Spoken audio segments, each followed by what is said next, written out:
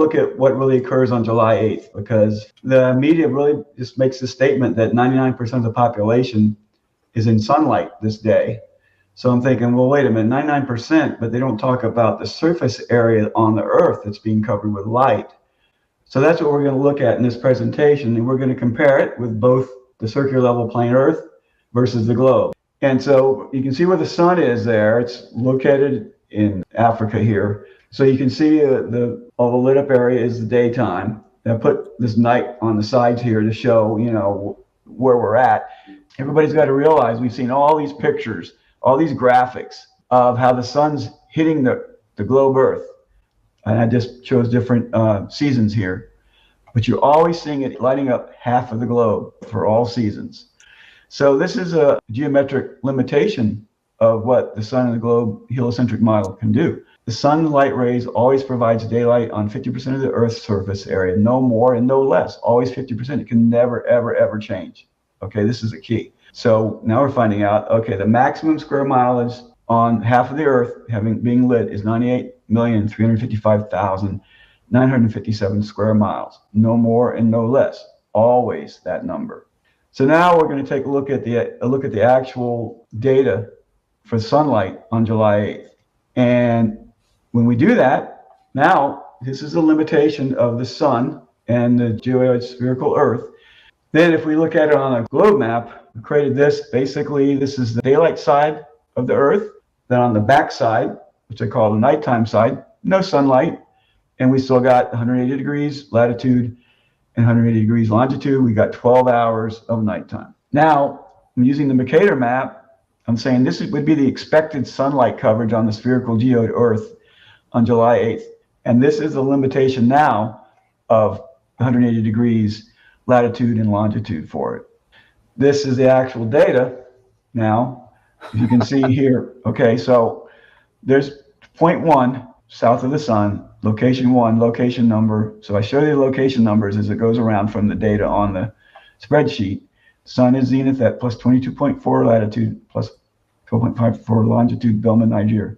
So you can see as we go around, for a while it stays within, on the bottom half. When we get to that equator, is going way beyond the sunlight coverage that the heliocentric model allows. Wow. And then we go the other way around. As soon as it's the equator, it's doing the same thing over here. Okay. So daylight coverage over 50% of the geoid Earth is shown on either side here in black. So there you go. That's incredible. This is physically impossible for the spherical geoid Earth to do this. It's limited to be 50% all the time daylight. And again, I'm just showing this to show you that this looks very similar when you look at the coverage here. You look at my lines.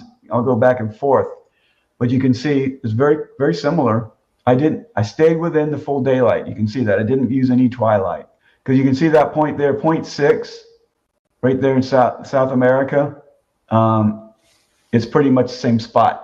So now let's look at it on this type of a globe map. So we've got it daylight side and nighttime side. It's a mirror of the data, like location 6 is a mirror of location 18 on the other side. Wow. So this shows you all the daylight on the nighttime side. So it's physically impossible to, for the data that's being shown for July 8th. Yeah, that's why they're saying, oh, it's 99% of the population. They ignore the surface area of what's going on, okay? This is huge. There's no way around it. You can't say refraction. You have to have a second sun theory popping up. Something has to happen to provide that much sunlight. The dimensions of the globe would have to change drastically. Right. Wow. Yep. So now this is kind of a summary. The actual sunlight coverage on July 8th, 2024 at time 11:15 UTC proves that Earth is not a globe/geode, but instead a circular level plane. Because on a heliocentric globe or geode, is it geometrically and physically impossible for sunlight to exceed 50% of the Earth's surface area. However, on July 8th, 2024 at time 11:15 UTC, we have proven sunlight exceeds 50% of the Earth's surface area and is lighting up nighttime areas of the globe or geoid Earth when it should never occur. Therefore, this evaluation proves the Earth is not a globe or a geoid.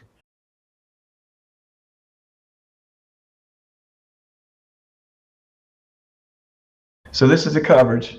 You can see here's the sun. That's in Bilma, Africa. Location 1 is here, and 2 is going clockwise around. Okay, all the way around. You can see the geometry of things working out because it's intelligently designed, and that's why it shows the data there, because it's hitting all longitude lines.